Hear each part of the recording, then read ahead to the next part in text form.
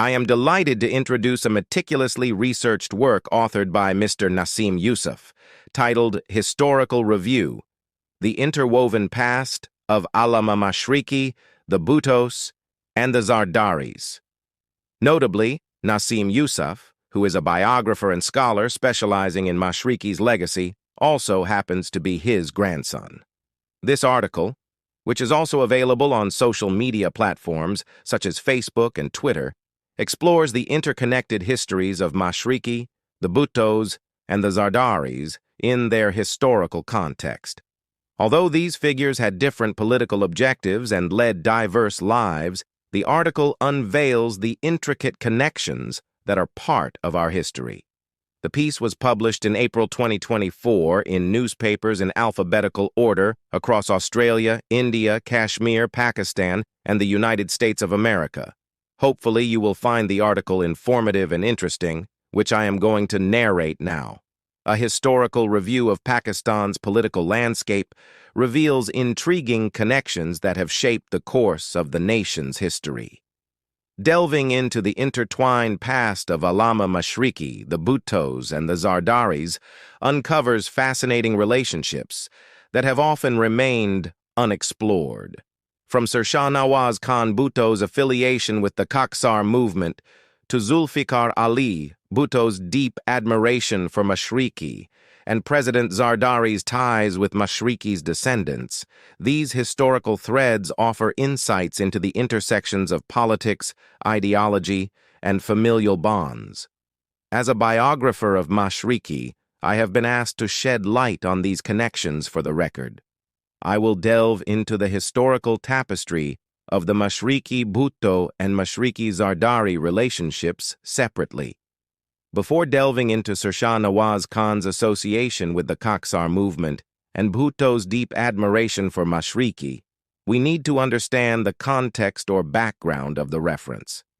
Keep in mind that Mashriqi was no ordinary personality. He was a world-famous mathematician who shattered academic records at the University of Cambridge, becoming the first Muslim scholar whose book, Tazkira, was nominated for the Nobel Prize in Literature by scholars from both the East and the West. Scholars worldwide acknowledged his work, including Albert Einstein, who admired Mashriqi and introduced him to his wife during a meeting at his house in Germany in 1926. For more details, refer to my piece, Einstein and Other Scientists' Meetings with Allama Mashriqi. Mashriqi's establishment of a formidable private army was recognized by British authorities as the most potent threat to their rule. The British worked with weaker leaders without street power, easily sidelining them if they resisted their agenda. Yet, they kept these leaders in the limelight to portray them in masses as influential. Mashriqi refused to accept any form of control. Consequently, there was no collaboration or partnership between Mashriqi and the rulers. Mashriqi's first wife, Wilayat Begum, was the sister of Muhammad Sharif, who was titled Maulvi, an honorary title and appointed as a justice of the peace by the British Governor-General in Council in United India. His large land holdings led to the naming of Sharifabad, near Nawab Shah, after him. His second wife, Khanis Fatima, was a politician and district council member. In the 1960s, President Muhammad Ayub Khan went to Nawab Shah to seek the support of Sharif's family against Fatima Jinnah, a sister of Jinnah. There, Khanis Fatima received the president at the Nawab Shah airport.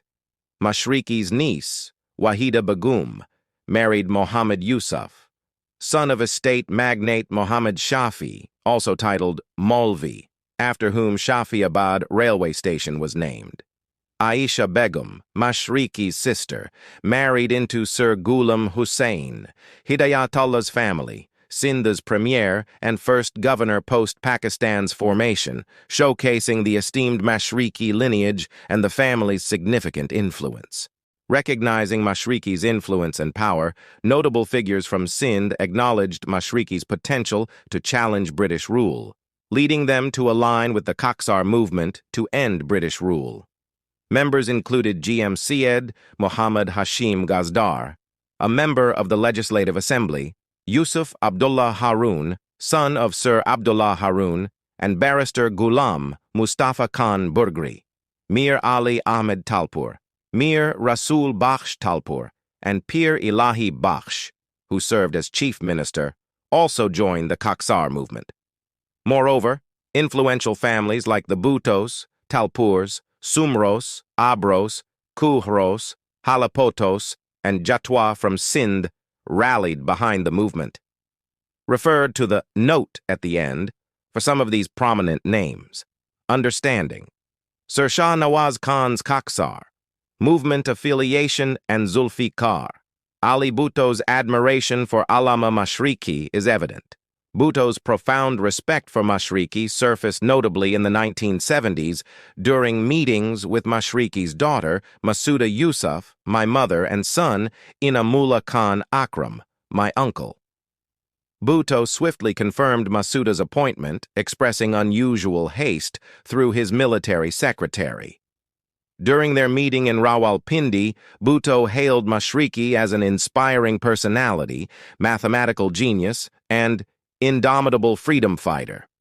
This admiration extended to Akram, culminating in Bhutto offering him a parliamentary seat, despite Akram's lack of political activity or involvement with the Pakistan People's Party, solely due to his lineage as Mashriqi's son. Bhutto's admiration for Mashriqi was more than mere words. It manifested in his policies and actions, resonating with Mashriqi's vision for a just and empowered society. Bhutto's focus on grassroots mobilization, fiery speeches, and dedication to social justice echoed Mashriqi's ideals for an equitable society and the upliftment of the masses. His initiatives to empower women, notably his daughter Benazir Bhutto, reflected a larger vision for social and economic reform akin to Mashriqi's endeavors in the 1930s. Explore further in my works.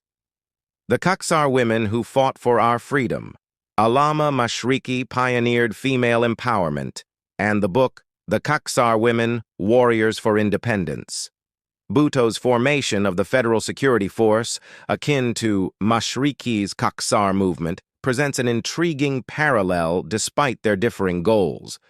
Politicians often draw inspiration from historical figures like Mashriqi, evident in Jinnah's adoption of some of Mashriqi's ideas, such as the Muslim League National Guard and the Women's National Guard. Jinnah's iconic slogan, "Unity, Faith, and Discipline," echoed the core ideology of Mashriqi's Kaksar movement, illustrating the common practice of leaders finding inspiration from predecessors without explicit acknowledgement. The enduring ties between the Bhutto and Mashriqi families are highlighted by the late Prime Minister Benazir Bhutto's appointment of Syed Kaiser Hussain Zahidi, an Indian civil service officer and Mashriqi's niece's husband, as Director General of the Prime Minister's inspection team. Furthermore, Mashriqi's grandnephew, Tanveer Azhar, a recipient of the Hilal-e-Imtiaz, was appointed by Benazir as chairman of the Power Planning Commission of Pakistan. Additionally, a 2013 meeting between Fatima Bhutto, Ginwa Bhutto, and Mashriqi's daughter-in-law, Dr. Sabia Arshad al-Mashriqi, at the provincial headquarters of the Kaksar movement in Larkana, underscores the Bhutto family's ongoing interest in and connection with Mashriqi's legacy, where both Fatima and Ginwa sought information on Mashriqi. Turning to the Zardari family, we discover Hakim's alignment with Mashriqi's goal of ending British rule through the Kaksar movement. This led him to join the party and commence his political journey within its ranks. Zardari, donning a Kaksar uniform, holding a belcha, a symbol of the Kaksar movement reflecting the power of the labor class and the leveling of society, and marching. He also actively disseminated Kaksar material, spreading Mashriqi's message of freedom from British rule. Like Mashriqi, Hakim critiqued the Governor-General of Pakistan, Jinnah's politics vehemently. I have yet to hear a Pakistani politician with the guts to denounce Jinnah like that. Hakim's interview is on the internet. The relationship further evolved with a close friendship developing between Hakim's son, Asif Ali Zardari, and Mashriqi's nephews, the sons of Sharif mentioned above: Ehtesham, Ehsan, Inam, Ikram. This friendship deepened, along with a growing bond between Asif's sister, Faryal Talpur, and Mashriqi's niece, Gul Bano. Residing in Nawab Shah, Sindh, they found a second home in each other's company, with their bond solidifying further when both Asif and Ehtesham enrolled at Cadet College Pataro. The connection extended beyond the Sharif family, leading to a new chapter in their intertwined histories.